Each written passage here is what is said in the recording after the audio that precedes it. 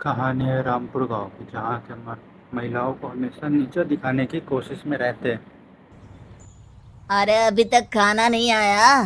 क्या मुझे एक और शादी करने की जरूरत है? नहीं जी नहीं, ऐसा मत करना, वरना मैं कहाँ जाऊंगी। खाना लेकर मैं अभी आई जी। गांव की पंचायत में भी फैसले हमेशा औरतों के खिलाफ ही रहते हैं। मैं जो फैसला सुनाता हूँ वो भगवान की आज्ञा होती है। इस लड़के ने अपने मन से शादी करके अच्छा नहीं किया। लड़के को घर भेज दो और इसकी शादी इसकी जाति की किसी लड़के से करवा दो। लेकिन ये लड़के, इसे तो गांव के बाहर निकाल दो। नहीं नहीं जमींदार साहब, ये क्या बोल रहे हैं? ऐसा नहीं हो सकता। मेरी बेटी मासूम है, इसे अच्छे बुरे की समझ नहीं है। अरे कहाँ जाएगी ये बेचारी? कहाँ जाएगी? इतनी चिंता है तो पूरे परिवार का गांव निकाला कर देते हैं। बेचारी पूरे बसे बसाए परिवार को गांव छोड़ना पड़ता है। चाहे जो हो, अगर बेटियों को कंट्रोल नहीं कर सकते तो गांव में रहने का कोई मतलब नहीं है। यहाँ औरतों को दब कर रहना होगा। कोई भी अपने हिसाब से कुछ नहीं कर सकता। सब ईश्वर की मर्जी से ही होगा। तभी गांव का एक आदमी दौड़ा दौड़ा आता है। सरपंच साहब, जमींदार साहब, वो कालिया है ना, उसकी बेटी पढ़ने के लिए शहर जा रही है। अच्छा, ये कब हो गया? और कालिया की हिम्मत कैसे हो गई ऐसा करने की? लेकर आओ उसे और उसकी बेटी को। बस फिर क्या था, हाजिर हो जाते हैं कालिया और उसकी बेटी सरपंच के सामने। और कालिया, ये क्या सुनने में आ रहा है? बेटी को इंजीनियर बना रहा है तू? और ये बता, गांव में तो स्कूल नहीं है, फिर कहाँ से इतनी क्लास पास कर गई तेरी बेटी? राधा, जो कि कालिया की बेटी, उसे लगता है कि सरपंच उसकी तारीफ कर रहे हैं।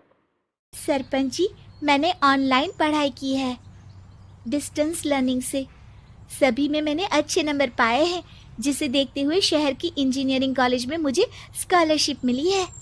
वाह जी वाह, क्या होती है ये? पहले तो ये बताओ, फिर आगे की बात करते हैं। पूरा गांव राधा के पास सुन रहा था और राधा बोलती जा रही थी।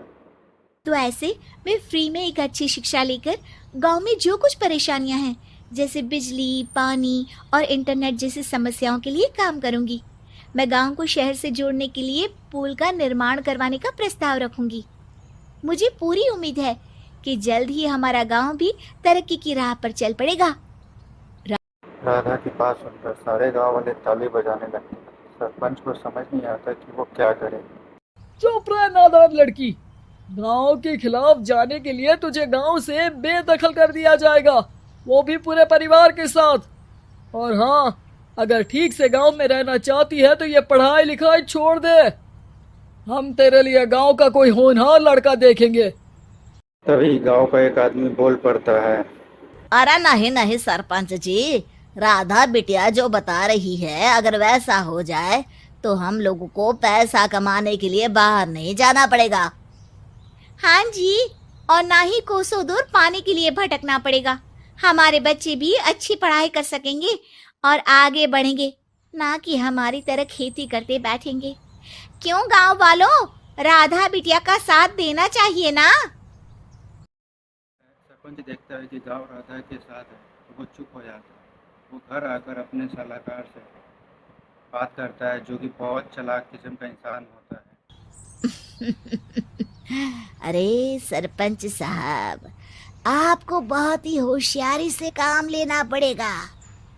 एक बार गांव तरक्की कर गया, यहाँ के बालक पढ़ लिए तो कोई ना पूछेगा आपको। और फिर ये जो बेटा और बेटी है ना आपके, इनको भी आम लोगों की तरह ही जीवन जीना होगा। हाँ, लेकिन करे तो क्या करे?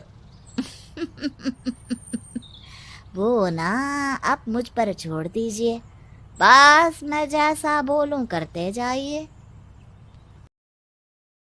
अगली रोज जब सुबह गांव वाले सोकर उठते हैं तो राधा के घर के बाहर और साथ ही वो लोग जिन्होंने राधा का सपोर्ट किया था, उनके घर के आगे लाल रंग से कल आऊंगी लिखा होता है। कल आऊंगी।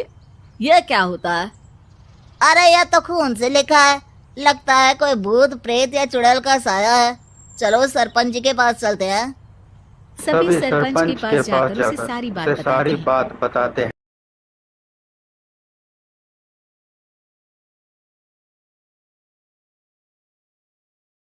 सरपंच बाबा को लेकर गांव के घर के बाहर जाता है। ओहो, तो ये वो चुड़ैल है जो उन लोगों को निशाना बनाते हैं जो गांव को बदलने का सपना देखते हैं।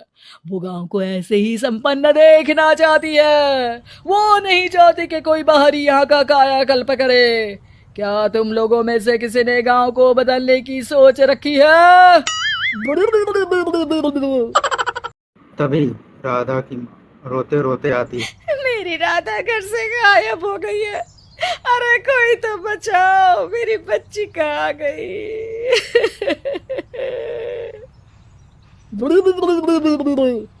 ले गई वो चुड़ैल, तेरी बच्ची को ले गई। अब वो उसे श्रापित करके छोड़ेगी।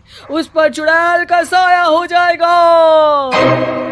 तभी बुरी सी हालत में राधा भी वहाँ आ जाती है।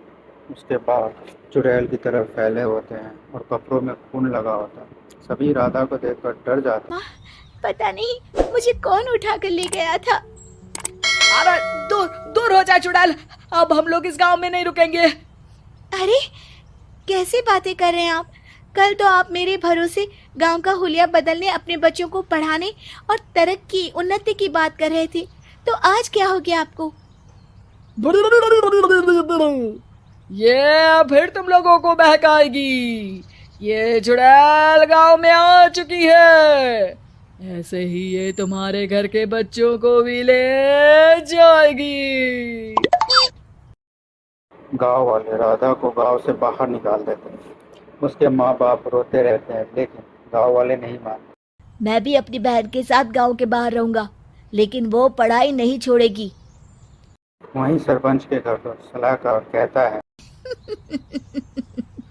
देखा, सांप भी मर गया और लाठी भी नहीं टूटी। लेकिन अगले ही दिन सरपंच के घर के बाहर भी वही शब्द लिखे होते हैं और सरपंच की बीवी कहती है, हमारी बेटी को किसी ने अगवा कर लिया है। तभी राधा का भाई वहाँ आ जाता है। अरे गांव वालों, मैंने सरपंच जी की बेटी को देखा था। वो चुड़ैल उसे उठाकर ले जा रही थी। अरे क्या मजाक कर रहे हो? नहीं नहीं सरपंच जी, आप नहीं जानते। वो चुड़ैल अब आपकी बेटी में आ जाएगी, जैसे राधा के अंदर आ गई थी। तभी सरपंच की बेटी वैसी हालत में वहाँ आती है जैसे राधा आई थी। पापा, पता नहीं कैसे मैं गायब हो गई थी। चुड़ैल, इसके अंदर भी चुड़ैल का साया है, मारो इसे। अरे नहीं नहीं, इसे भी राधा के पास गांव के बाहर ही भेज दो। अरे चुप रहो, मेरी बेटी कहीं नहीं जाएगी और चुड़ैल वुड़ैल कुछ नहीं होता है। अरे कैसे बात कर रहे हो सरपंच जी? आप तो बोल रहे थे कि आपका फैसला भगवान का ज्ञान होता है, तो अपने पर बात आई तो अब आप ऐसे बोल रहे हैं। अरे ना ना ना, आपको अपनी बेटी को त्यागना ही होगा। अरे बुलाओ बाबा को। राधा का भाई बाबा को ले आता है, जिसे अब गांव वालों के डर से सच बोलना पड़ता है। मैं कोई बाबा नहीं हूँ, मैं तो मोची था। ये सलाहकार महोदय ने मुझे कहा था एक्टिंग करने को। अब वो मुझे पैसे देने वाले हैं। अब मुझे माफ कर दो। गलती हो गई, मुझे माफ कर दो। तभी वहाँ राधा आ जाती है। है। देखा सरपंच जी, जब गांव के बच्चे साक्षर होंगे तो आप जैसे लोगों की चालाकी नहीं चलेगी।